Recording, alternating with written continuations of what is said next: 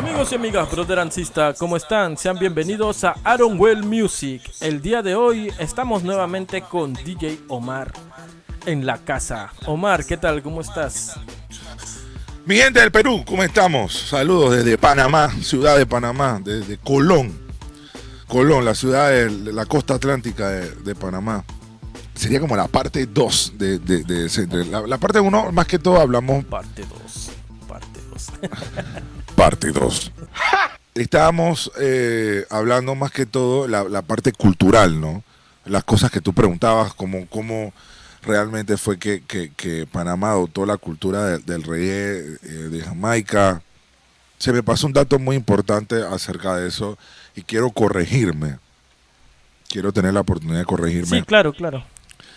En realidad la cultura jamaicana en Panamá ni siquiera no data específicamente de la época de la construcción del canal. Viene mucho más atrás. Los primeros jamaicanos que vinieron a Panamá fueron cuando se estaba construyendo el ferrocarril transísmico en Panamá. ¿Ok? Estamos hablando de la época de 1860, 1870, o sea, mucho antes de la construcción del canal de Panamá, o por lo menos de la terminación, porque hay que también especificar de que en Panamá, antes de que existiera presencia norteamericana, las primeras personas que intentaron construir un canal en Panamá fueron los franceses. O sea, el canal francés, eran los franceses quienes fueron los primeros en intentar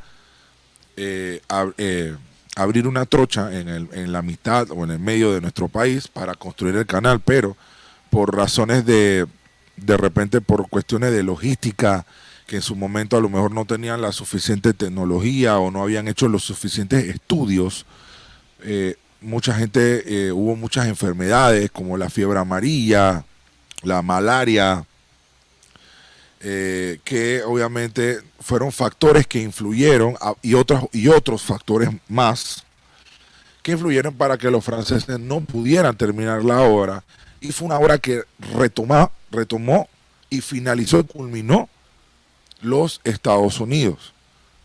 Entonces, pero estamos hablando que desde 1860-70 en Panamá ya había presencia jamaicana. Entonces, imagínate de cuándo Panamá tiene presencia jamaicana. O sea, ellos trajeron... Sí, hace o sea, tiempo ya. Como te dije, o sea, ellos, y lo comenté en el primer video, ellos trajeron su cultura, trajeron su costumbre, su baile, su comida, su idioma. Entonces, inclusive muchos de los niños que nacieron en Panamá de padres o de algún, ya sea de madre o de padre o de padres, ambos, que se radicaron en Panamá, muchos de esos niños en su casa por costumbre empezaban a hablar su idioma natal, o sea, el idioma natal de sus padres, o sea, el inglés. Y sobre la marcha, obviamente, como viven en un país latino que predomina el idioma español, sobre la marcha, luego comenzaron a hablar el idioma español, pero su primer idioma en casa lo que se habla era el inglés. Por eso que mucha gente en Panamá, aunque esa costumbre hay que reconocerla y tengo que decirlo, ya esa costumbre en las nuevas generaciones se ha perdido. Aquí en Panamá, a pesar de que se registra, cuando tú buscas los datos de Panamá como país, se registra como un país bilingüe. O sea, como segundo idioma comercial es el inglés. Pero ya prácticamente en Panamá se habla del inglés que se estudia en las escuelas. O sea, que fácil, aquí tú le preguntas a alguien, y no por menospreciar, yo soy panameño. Gracias a Dios tengo la fortuna de poder hablar, yo hablo el inglés también, o sea, hablo los dos idiomas. Pero ya la cultura del inglés per se ha perdido mucho en las nuevas generaciones. Y fácil, tú le preguntas a un niño hoy en día, "What's your name?" y te contesta, "Yes." Y te queda como que, hey, te pregunté, "What's your name?" y te dice, "Yes." Entonces como que, ok. Entonces... Pero en las generaciones de antes, y así sucesivos, o sea, de los abuelos se lo transmitieron a sus hijos, y sus hijos a sus hijos, y sus hijos a sus hijos, y así sucesivamente, pues se hablaba mucho el inglés, y se entendía mucho el inglés, sobre todo la cultura, los procedentes de esa cultura afroantillana de Jamaica. Entonces, no había eso que se está diciendo ahora que es que apropiación cultural. No, por lo menos en Panamá no aplicaba eso de la apropiación cultural, como en su momento dijo Buju Banton, de que reggaetón es como un ladrón de cultura. Puede ser, no. Simplemente, bueno, por lo menos para Panamá no aplica eso, porque en Panamá ya había, podríamos decirlo así, o podríamos enfocarlo así. Panamá sería como la sucursal de Jamaica, pero en español. O sea, Panamá es la sucursal, es como una extensión de la cultura jamaicana que luego comenzó a aprender a hablar el español. Porque si tú te fijas, muchos de estos artistas, Nando Boom, El General, Renato, seguramente, y otros muchos más que andan por ahí, todos los que de repente de la vieja generación, de la primera generación de regueceros panameños, normalmente si no era su bisabuelo, era su abuelo o su papá, alguien de su familia nació en Jamaica o tenía directa con Jamaica y con alguna otra de las islas del Caribe, llámese Barbados, llámese Trinidad y Tobago, San Martín, San Kitts, San y todos esos San que andan, que hay un poco de islas que o de Bermuda, Curazao, o sea, hay toda la isla del que están en el Caribe. Muchos de los artistas panameños y los no artistas panameños, o sea, el público, cualquiera en general aquí, si tú te fijas, si tú comienzas a buscar su árbol genealógico, tienen raíces y descendencias afroantillanas. Así que yo creo que en Panamá no aplica eso de la apropiación de cultura. Excelente, excelente. Mira, acá hay también una duda que quedó pendiente, ya que algunas personas dicen que, o sea, el hecho de que, o sea, de que el reggae en realidad siempre sonó, que nunca hubo una prohibición, pero mira, acá hay una suscriptora, Marily Yang, dice: Ok, saludos. Yo recuerdo que en lo más crudo de la dictadura de Noriega, entre 1988 y 1989, el reggae dejó de sonar y producirse en Panamá. Yo apenas tenía 8 años, pero recuerdo que se sintió mucho ese vacío. El reggae volvió a sonar después de la invasión en 1990. ¿Qué piensas tú de...? Bueno, mira, yo puedo hablar en base a datos. Quiero aclarar esto. La historia está para contarse. Ya la historia está. La historia la escribieron y la vivieron las personas que empezaron esto. Yo por mi edad, yo tengo 35 años y casualmente ahora el 15 de abril cumplo 36. Estoy de cumpleaños, gracias. Pueden felicitarme, mandarme sus regalos de cumpleaños. Por mi edad no me permite poder decir con propiedad yo estaba ahí o como que decimos aquí en Panamá una expresión, yo la viví. Pero la historia está para contarse, Aarón. O sea, hay datos, reseñas, donde uno busca, uno se documenta, el que realmente le gusta esto, en este caso en específico, el género del reggae, uno puede buscar, documentarse, para eso están los historiadores, para eso están las personas que estaban antes de ti, que vivieron la época. Y a mí, sobre todo a mí, en lo personal, a mí me gusta mucho sentarme al lado de personas de esas que sí estuvieron ahí, porque yo soy DJ, o sea, yo soy DJ, he trabajado en emisoras, en radioestaciones, soy DJ, he sido DJ residente en discotecas en Panamá, aquí en donde soy en Colón, y en Panamá también, en la ciudad capital. He sido DJ de eventos, también soy locutor comercial, soy voiceover, presto mi voz para marcas, publicidad. Pero por ser DJ y por estar metido en el ambiente musical de Panamá, hay cosas que obviamente yo no viví, pero sí me interesan saberlas. Y yo lo que hago es que voy a donde personas que sí estaban ahí y les pregunto, hey, échame el cuento, ¿cómo pasó? ¿Por qué pasó? ¿Cuál es tu percepción o tu opinión o tu criterio por la cual tú piensas que esto pasó? Y la historia está ahí. Es como quien los cristianos, pues. Tú no puedes... Entonces, aquí en Panamá ocurre mucho eso de que hay personas que creen que si tú no estabas ahí, o tú no eres de esa época, o tú no viviste de esa época, tú no puedes hablar de eso. O sea, es prohibido. No. Porque si fuera por eso, entonces yo no pudiera hablarle a la gente de Jesús. Claro. Para los que son cristianos o creen, pues, Claro. o creen en el cristiano, o son cristianos, o creen en la fe. Claro, Yo no, entonces claro. yo no creo puedo que hablar de, quizás yo no puedo hablarle de Jesús a la gente porque como yo no viví hace 2000 años, pero ya la historia está. O sea, la historia, la vida de quien fue para los cristianos, de quien fue Jesús, ya eso está. Entonces, obviamente en la época del 80, volviendo a retomar, quería explicar esto porque quería dejarlo en claro de que a pesar de que mi edad cronológica no me permite poder decir yo estaba ahí, yo la viví, pero la historia está. Ya la historia está contada, la historia está dicha, la historia está hecha. Y en Panamá, o sea, así como yo te estoy hablando, le estoy hablando a todos ustedes que me están viendo en el canal de Aaron Well. Si fuera que yo estuviera diciendo algo que de repente no es cierto o falso, en Panamá, Aaron, y lo voy a dejar claro para que lo sepa todo el mundo, en Panamá no solamente existe el chombo. O sea, en Panamá hay un millón más de chombos. Para que estén claros, es más, chombo es una tipificación cultural para las personas que de tez morena.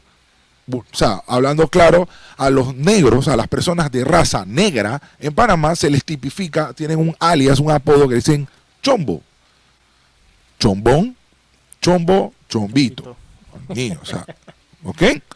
Para que estén claros. O sea, que obviamente, seguramente al señor Ronnie Clark, productor, el chombo, seguramente ese apodo se lo pusieron desde niño por su tono de piel. Claro, chombo. eso es lo que él cuenta, ¿no? En sus anécdotas. Entonces, le hacían bullying.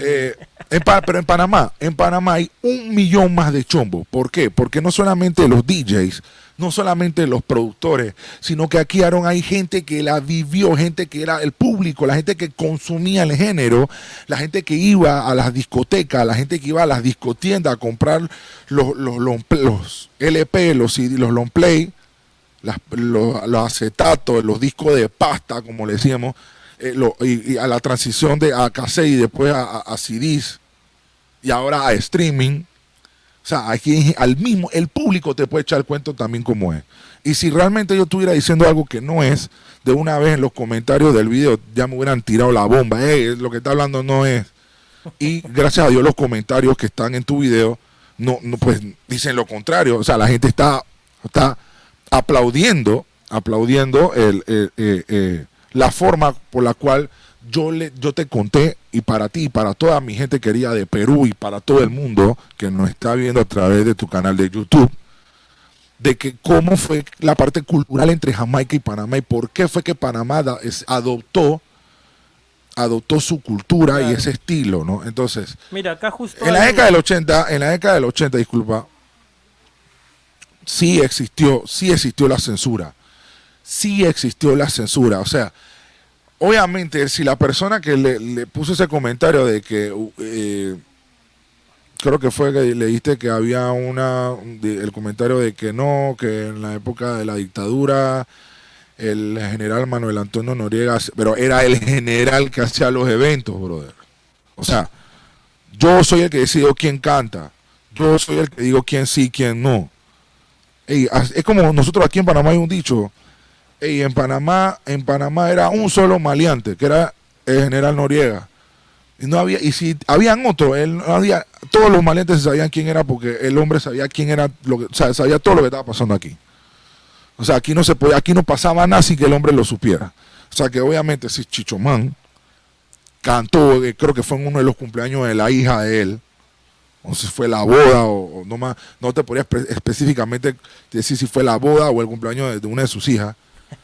Cantó Chichomán, pues, pero porque el mismo general permitió eso, pero en esa época no se permitía escuchar reggae. El reggae hubo un momento en la década del 80, no te puedo decir en qué año específicamente, pero tengo en mis datos, en mis bases, la historia cuenta de que hubo unos años dentro de la década del 80 donde el reggae en Panamá fue censurado. Tan es así que como protesta, el cantante Renato, que fue uno de los pioneros dentro del género en el reggae en español, o sea, nosotros a Renato lo tenemos como una de las leyendas, sacó un tema que se llama El Denny. ¿Qué es lo que el Denny puede hacer?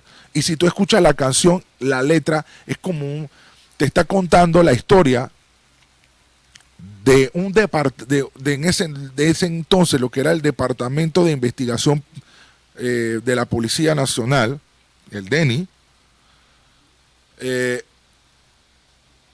y para esos tiempos al DENI se le adjudicaban muchos procedimientos atroces, o sea, maltratos, hasta asesinatos, torturas, o sea, métodos que ellos empleaban para investigar los casos que ellos tenían como el departamento de investigación. Claro. Entonces, cuando Renato saca esta canción, inclusive esa canción fue censurada, para que estés claro. Esa canción del Neni fue censurada. Si se escuchó, se pegó, fue en la calle, en los barrios, porque tú escuchabas el LP en tu casa. No porque lo sonaban en las radios. Y el que cantaba reggae o lo que fuera, ese género en específico, iba preso. Yo no sé si alguien fue preso, pero yo sé que era la ley. O sea, dentro de la ley o dentro de lo que se decía que era la ley, el que cantaba reggae, al artista que, o sea, iba preso. El que ponía reggae iba preso. Por eso que hubo una época donde el reggae no sonó en las radios, no sonaba en las radioemisoras. O sea, hubo un antes y un después. Obviamente, luego de la invasión en 1989, se abrió el compás nuevamente. Y a uno de los DJs, no sé si fue el que empezó, ojo, aclaro, no sé si fue el que empezó, el primero, pero yo sé que es el que hay que darle, uno de los que hay que darle respeto, del que realmente uno de los precursores en llevar la música danzal a la radio. Hay un DJ en Panamá que se llama Delano Mondel, ¿ok? Y a ese hay que darle su respeto porque fue uno de los, no sé si fue el primero o uno de los primeros que comenzó a llevar el género del reggae danzal a la radio. O sea, ya estamos, olvídate de los sound system, olvídate de las fiestas de calle, sino lo elevó a nivel de programar música reggae danzal, tanto en inglés como en español, en la radio. ¿Estoy hablando? ¿Delano es el mismo el que ha participado en esta última canción o es otro Delano? Cuando dicen la última canción, ¿a qué te refieres? En la canción de esta última de Calero con Cutie Ranks. Seguramente es un shout out, es un saludo, un respeto, porque Delano a él lo conocen, él es un DJ de vieja guardia acá en Panamá, casualmente oriundo de la provincia de Colón, pero su carrera se magnificó en la ciudad capital cuando se fue a trabajar a la ciudad capital, y es un DJ muy reconocido. Y como te dije, fue un DJ que promovió duro la cultura de la música de Jamaica, el dancehall, en español y en inglés. Entonces seguramente él tiene muchos conocidos desde la época, desde el 80, 90, de Jamaica. Seguramente por eso fue que Cutie Ranks, en la canción que sacó con Calero, le mandó como decimos aquí en Panamá, le mandó su shouting, o sea, shout out, o sea, su saludo, su respeto. Entonces, sí, seguramente se refería a Delano Monda, el DJ Delano.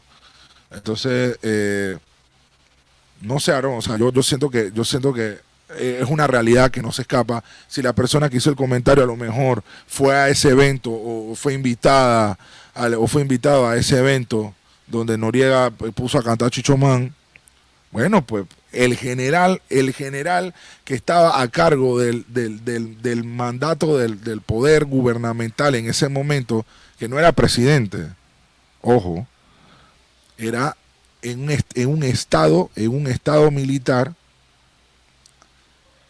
que se adjudicó el poder del gobierno. O sea, era un jefe de Estado. Es que seguramente sí existía un presidente, no me acuerdo, no te podría decir quién era el nombre del presidente de turno, pero el quien realmente, o sea, el presidente prácticamente era como una figura, pues. O sea, una figura ahí que párate ahí. Tú eres presidente, pero párate ahí. Pero realmente quien al final era el que tenía la última palabra y el que tomaba la decisión era el jefe de Estado. Que luego, después del fallecimiento del general Omar Torrijos Herrera, en el 81, luego de eso, que en la época de la dictadura, el poder lo asume el general cuando ya fue elevado a general, o creo que la historia dice, por ahí cuentan de que él se autonombró general, ya que ese rango no existía dentro de la milicia en Panamá. Las 5 estrellas dicen que entonces el general Manuel Antonio Noriega asumió el poder del Estado panameño. Entonces, obviamente, él era quien mandaba, ¿sí? Entonces, si él puso a Chichomán a cantar, o tú vas a cantar. Tú vas a, o sea, yo te estoy dando permiso a que tú cantes reggae. Pero, si alguien murió, no sé. Si alguien fue preso, tampoco lo sé. Pero de que sí es verdad. O sea, yo no te puedo hablar con nombre de discarón. Fulano fue preso. A fulano lo mataron por cantar reggae o por poner reggae. No te puedo decir eso. No me consta, no estaba ahí. Lo que sí te puedo decir que sí es una realidad que en esa época sí se había dicho que el que ponía reggae iba preso. O sea, para que tú veas que la censura era muy fuerte, brother. Era fuerte. Claro, acá mira, dice Omar Soto, dice, el tocayo está clarito con la historia, pero en parte de la historia cuando esto era underground estuvieron los pioneros reales 84 y 86, Renato y Chichomán. Ahora lo que lo hicieron mundial fue Nando Boom y el general. Ok, él es que pasa lo que pasa, él está mencionando los nombres que más resaltaron. Ok, mira, ¿cómo llega el reggae a Panamá? Había un DJ que venía de Guyana, que se llamaba DJ Guyana, que era proveniente de Guyana, creo que es una, no sé, una isla creo que las Guyanas creo que están bordeando la parte entre Venezuela, así, o sea, en Venezuela, Brasil, esa partecita por ahí creo debe estar Guyana, la Guyana francesa.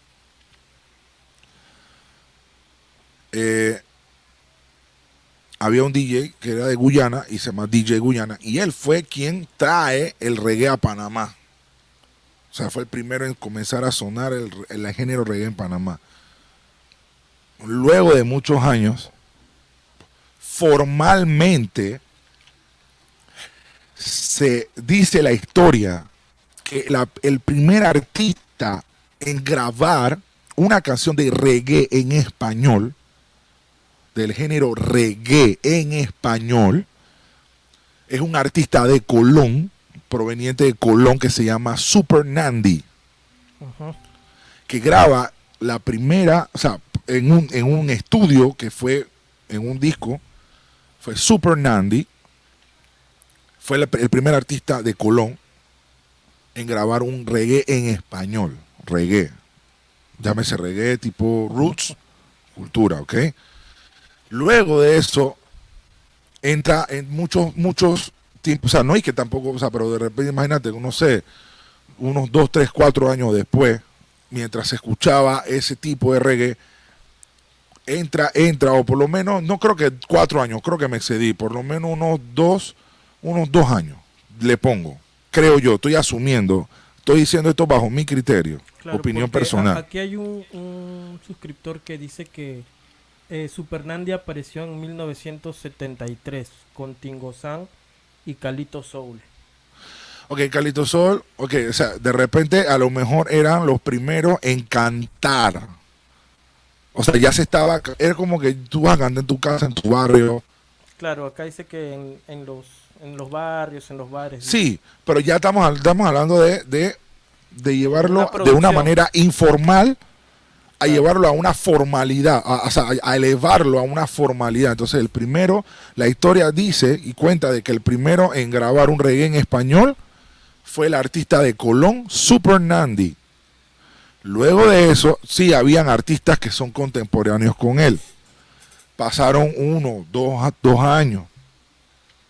Yo no te puedo contar en específico, o no hay una forma de cómo comprobar realmente cuándo arranca profesionalmente el género en Panamá. Sí, porque resulta que paralelamente hay un movimiento en los Estados Unidos de panameños residentes en Estados Unidos de hijos de panameños viviendo en Estados Unidos o de panameños que se fueron de aquí y se radicaron allá. Y obviamente ellos también se juntaron con la cultura jamaicana en los Estados Unidos, con los raperos de Estados Unidos, con esa cultura en Nueva York, porque como te conté en el primer video y lo dije, la segunda colonia más grande de jamaicanos fuera de Jamaica está en la ciudad de Nueva York, en los Estados Unidos.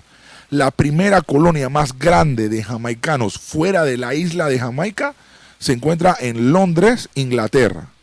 ¿Ok? Entonces seguramente estos panameños o descendientes de panameños que estaban en Nueva York y que se radicaron en Nueva York, empezaron también el movimiento. Hubo un movimiento que empezó paralelamente con el que estaba aquí en Panamá. O sea, Panamá estaba sacando artistas y en Estados Unidos también estaban naciendo artistas al mismo tiempo, de panameños. Entre ellos, Tingo San. Hay una entrevista de un amigo, se llama el señor Flack, que tuvo la oportunidad de poder entrevistar a Tingo San. Y él cuenta la historia realmente cómo empezó el movimiento de los panameños en Estados Unidos. O sea, él es de Colón, oriundo de Colón, se fue a vivir a los Estados Unidos. Y él cuenta la historia realmente con nombre, con lujo y detalle, qué año, qué fecha. Y él cuenta cómo nace este género en Estados Unidos paralelamente al de Panamá. Obviamente que Nando Boom,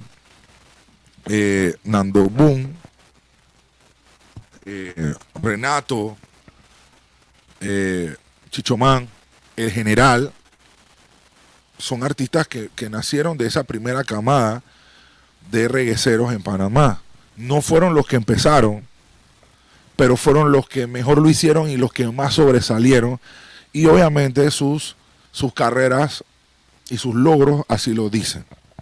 Hace 1 o 2 días el Chombo tuvo una entrevista en la cual le preguntan directamente, le dicen, ¿qué piensas? Porque Baby Rasta dijo que lo emboscaron. Y el Chombo pues dice no, que realmente es penoso porque porque claro, o sea, ¿cómo vas a decir eso de la gente que sobre todo te dio la mano, ¿no? Y es algo que a mí también me sorprende. O sea, yo entiendo que hay que hacer números, que hay que hacer polémica. Mira, hay un playero. Creo que hay un límite también, ¿no? Que creo que es el playero 40.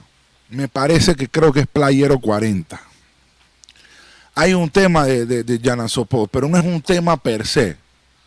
No es un tema que agarraron, el productor de playero vino a Panamá o mandó a buscar a los pelados de Yana Sopot y los metió en un estudio y grabaron. Estoy casi seguro, no lo sé, ojo, no lo sé, no me consta, pero estoy casi seguro que no pasó así de que vino el productor de playero y lo metió en el estudio y vamos a grabar un tema.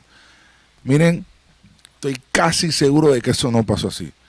Porque lo que hizo fue como un remix de un tema que Yana Sopot ya había grabado y montado en el disco de Panamá. O sea, un mix de esto que hacían, un mix. Sí, hace como... Pero en viceversa, los puertorriqueños sí grabaron en producciones de panameños, cuando seguramente ellos solamente grababan en discos de la isla, o sea, producidos en la isla. Y Panamá le dio la primera oportunidad a muchos de esos boricuas, no a todos, pero un buen par de ellos, o sea, en grabar en producciones de acá. Ellos venían a Panamá a grabar en Panamá. No. El Chombo cuenta que varias veces él fue a Puerto Rico y él, como hizo amistades con algunos de los productores de allá, él grababa las voces allá y se las traía para Panamá y acá producía. Ah, ok. Porque sí, justo vi que Andy Baney tuvo como un man to man, se podría decir, no sé, como un versus de DJs con el Chombo Ok. hace como un año Sí, atrás. es que el Chombo lo dice. Y El él, Chombo dice que el único que se le puede, o sea, con el único que él pudiera hacer man de producciones es con Andy Vaney, porque Andy Vaney fue el productor paralelo al Chombo, o sea, casi al mismo tiempo que las producciones que sacó Andy Vaney fueron las producciones para darle contra las producciones del Chombo y viceversa. O sea, era una guerra de tú tira, yo tiro, tú tira, yo tiro. y ahí cuenta justo Andy Baney cuenta que él grabó a varios artistas de Panamá y se lo mandó a DJ Negro para que los ponga en Dinoise 7 y es un mix que sale en Dinoise 7. Sí, pero no fue, no, eso no fue algo de que tan como que yo puedo decir que fue algo un cariño recíproco. O sea, yo he escuchado en varias entrevistas Claro. de que Fuera que no crean que de... que los panameños no sonábamos en Puerto Rico. Mi percepción personal del tema es que es una realidad. Panamá no sonaba en Puerto Rico, pero Puerto Rico sí sonaba en Panamá. Los puertorriqueños nunca tuvieron que pagar publicidad o pagar en las estaciones de radio aquí en Panamá para que se les sonara su música. Eso nunca pasó así. En cambio, en Puerto Rico seguramente yo he escuchado entrevistas de mismos puertorriqueños que dicen que Puerto Rico sí sonaba en Panamá. Pero ¿de qué forma sonaba? De repente, una vez que Nando Boom fue a cantar Puerto Rico en un show de televisión. Una vez que de repente, bueno, el general firmó con un sello puertorriqueño que era Prime Records. Luego de estar en Estados Unidos, Claro, pero eso fue antes, pues, ¿no? En el tiempo del 110, digamos, no. no, ya eso, no. Y si Panamá sonó en Puerto Rico fue de una manera muy clandestina. En las calles, en tu carro, encerrado en tu casa, bien clandestino, pero publicidad así como, dizque en medios de comunicación, o sea, radio, no, Panamá no, o sea, era como, siento yo que a lo mejor el boricua era bien celoso de lo suyo. Cuidaba, prefería 1000 veces que lo suyo sobresaliera que darle esa exposición a alguien de afuera. Y obviamente como Panamá empezó este género primero, porque todo se ha hablado de que realmente el reggae en español nació y se desarrolló y sus inicios fueron en Panamá. Y obviamente ya a Panamá le llevaba años, o sea, le llevaba cancha, como decimos, kilometraje a Puerto Rico a nivel de producción de reggae en español. Entonces, obviamente, lo de ellos era como lo de ellos estaban empezando versus Panamá que ya tenía recorrido. Y obviamente, seguramente, quiero pensar así, de que si hubiera existido la posibilidad de que Panamá sonara a nivel de radio en Puerto Rico, de repente hoy en día la historia fuera diferente. O sea, porque las producciones de Panamá ya eran otra cosa, brother. O sea, estamos hablando de versus producciones de gente que apenas estaba empezando. Entonces, obviamente, ellos prefirieron darle a más amor y más cariño a lo suyo que a lo de afuera. Y eso no está mal. Donde yo lo veo mal, Aarón, es El irrespeto. de que entonces, ya, tocaste el punto. O sea, es el respeto. O sea, tú no puedes adjudicarte algo que ni siquiera lo empezaste tú. O sea, tú puedes decir que tú lo empezaste en tu país, pero tú Claro, lo viste de alguien primero. Y ese claro. alguien primero se llama Panamá. Y más que eso, yo creo que también es ese el tema de decir, ¿no? O sea, yo agarré lo tuyo y lo mejoré, ¿no? Lo hice mejor, lo hice mundial. Entonces ellos Entonces, se van a meter, ellos se van a meter un problema con Cuba, pues. Porque realmente no tiene la salsa. La ese, clave, el son, la rumba, el guaguancó, el cha-cha-cha. Cuba.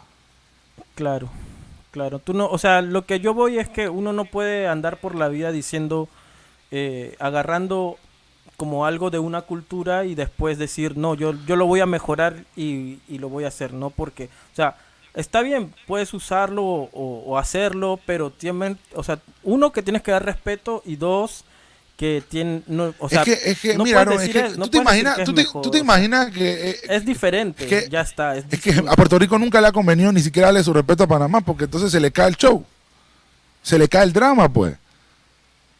A ella no Claro, le, es como que tú vas a cantar o tú vas a hacer un show de tu arte en algún lugar. claro, ojo que Y, estamos y el hablando que se de está los, llevando, de los y el que se artistas, está pues, ¿no? llevando los aplausos eres tú. El que se está llevando la ovación, eres Claro. tú. Sí, o sea, quiero hacer Pero esa entonces a ti aclaración tampoco no porque te conviene agarrar el micrófono y decir que gracias por sus aplausos, es muy bueno todo, gracias por sus aplausos, gracias, le estoy muy agradecido, aunque esto no empezó por mí, esto empezó en Panamá, pero entonces prácticamente tú, o sea, a ellos no le conviene hacer eso, porque entonces van a decir, bueno, entonces a quién, o sea, yo te estoy aplaudiendo por algo que no es tuyo. No sé si me explico. O sea, es claro, mi pero es punto, que ojo, es mi claro, punto de vista, sí, así lo veo yo. claro, es No que estoy, también, no también estoy es diciendo que es una algo, opinión. Yo no estoy diciendo que eso es un hecho. Es una opinión mía. ¿Ok? sí, se entiende, se Ahora, entiende. Claro, es que es un hecho, por ejemplo, el otro día conversaba con un amigo de aquí que es productor de rap y ujú, estaban hablando de que, o sea, hay muchos artistas peruanos que le gusta hacer rap, pero estilo clásico, el llamado boom bap, ¿no? Que es bombo y caja, como más pausado, sí. como pum, tss, como un rap más lento, ¿no? Donde puedes fluir mejor, pero que realmente si tú quieres vender, por ejemplo, eso a otros países como Estados Unidos, para ellos es como una burla o no lo toman en serio porque ellos fueron los que lo crearon, digamos, ¿no? Entonces, entiendo tu punto, ¿no? Entiendo tu punto porque, claro, ¿no? O sea, no les convendría venderle a ustedes algo que ustedes fabricaron, básicamente, pero al final ¿Cómo tú le lo vas, cómo hicieron. tú le puedes enseñar, cómo tú le puedes enseñar a papá a ser hijo? Esa es la vaina. Mira, discúlpenme porque yo sé que me salió un poquito del tema, porque esto la verdad que esto es un tema muy pasional. Y como ya lo expliqué, en Panamá cualquiera te puede echar el cuento, brother. O sea, no solamente un DJ o no solamente un productor. Aquí el panameño, el reggae ya está es parte de nuestro folclore. Esto ya está dentro de nuestro ADN. ¿Ok? Así como para Colombia el vallenato es su música típica, su folclore. El reggae es parte de nuestro ADN, es parte de nuestro folclore y de nuestra identidad como país. Ya esto no es una cuestión de adopción o de apropiación de cultura, porque eso no aplica con Panamá. La mayoría de muchos, mira, es más, lo digo, o sea, mi bisabuela se llamaba Julia Vaughan. Mi bisabuela, la mamá de mi abuelo, ella es de Kingston, Jamaica. Mi bisabuela es de Kingston, Jamaica. Y mi bisabuelo era panameño de descendientes colombianos. Y yo nací en Panamá. O sea, no sé si mi bisabuela, que no la conocí, la mamá de mi abuelo era de Kingston, Jamaica. Entonces, o sea, así como a mí y con muchos aquí tienen raíces de gente que vino del Caribe, y sobre todo de Jamaica, en este caso que estamos hablando del reggae. Entonces, ya esto no es cuestión de, o sea, cualquiera aquí en Panamá, Aaron, Así cualquiera. es. Cualquiera te puede echar el cuento, porque aquí ya la historia está, bro. O sea, tú no tuviste que haberla vivido para poder saber la historia, y eso está. La historia ya está escrita en páginas con letras de oro, bro. O sea, ya la historia está, bro. Que cualquiera te puede echar el cuento y tiene y cualquiera aquí ha vivido sus propias experiencias. O sea, quiero aclarar tantas cosas porque esto es un tema muy pasional y muy que, tú sabes, a uno lo hace de uno, ¿no? Más que uno, yo he vivido, no viví esa primera etapa de la época de reggae en español, pero sí pude haber vivido los inicios, o sea, pude haber vivido la finalización de la segunda etapa y los principios de una tercera etapa, porque yo me acuerdo, yo sí vengo de la época cuando nació el Romantic Style. Tanto es así que yo te he compartido discos de Panamá, una X cantidad de producciones que ya tú las tienes en tus manos. Y si tú te fijas, en una sección de cada CD de varios artistas, siempre empiezan como que, como si son 30 canciones, 8 son de un mismo ritmo, varios artistas cantando en esa pista. Los otros 5 o 8 más son de un solo ritmo, pero varios artistas cantando en esa pista. Y una sección como más lenta, más romántico. O sea, sí. ¿No? O sea, siempre en cada CD había como una sección romántica que era siempre los artistas que se dedicaban a cantar reggae en español en su modalidad romántica, que le cantaban al amor, al desamor, algunas veces hasta al sexo, pero de una forma muy sutil. Muy poética. Entonces, tú encontrabas siempre en los discos de Panamá una sección romántica. Entonces, yo sí te puedo hablar también con propiedad del nacimiento de la era del Romantic Style, que a nivel lo elevó internacionalmente Flex. Pero en Panamá te puedo mencionar una infinidad de artistas que se dedicaban a esa modalidad del reggae en español en Panamá, que era la parte romántica. Pero para que el mundo pueda entender, para que el mundo pueda entender y se pueda disfrutar mucho más las canciones de la época del 110 en Panamá, tendría primero que entender nuestro humor negro. O sea, es un humor bien negro y bien sarcástico. El doble sentido. Tendría que tratar de entender el doble sentido y el Spanglish. Porque en Panamá se usa mucho el inglés y el español. Mucha jerga de Spanglish. Entonces, si tú más o menos puedes captar o comprender el Spanglish, súmale doble sentido, o sea, un humor bien sarcástico y bien negro. Entonces, cuando tú conjugas y combinas eso, entonces, cuando tú escuchas las canciones de la época del 110 en Panamá, te la vas a poder gozar un poquito mejor porque vas a poder entender más o menos lo que el cantante estaba diciendo, contando en su canción, pues. Así es, Omar. Muchas gracias de verdad por toda esta información, y pues no va a quedar acá, pues viene algo más muy pronto también con el señor Flack, que nos ha prometido también darnos cátedra. Yo digo darnos cátedra porque a mí personalmente, que soy un novato, estoy conociendo muchas cosas y eso me alegra, y espero conocer no solamente de Panamá, sino de todas partes del mundo, pero estamos empezando por aquí porque yo guardo gratos recuerdos escuchando música de artistas panameños del 110. Listo, amigos, entonces vamos a dejarlo por acá. Las redes de Omar, DJ Omar, la voy a dejar aquí abajo en sí, Instagram. Pueden seguirme en Instagram. Mi Instagram es @DJ Omar _15. Pueden ahí darme follow en mi Instagram para que puedan ver también pues algunas cositas mías en mi cuenta de Instagram. Y ya saben, si quieren mixes y remixes, ahí está DJ Omar en la casa. Listo, amigos, nos vemos, cuídense. Saludos, mi gente de Perú, un abrazo.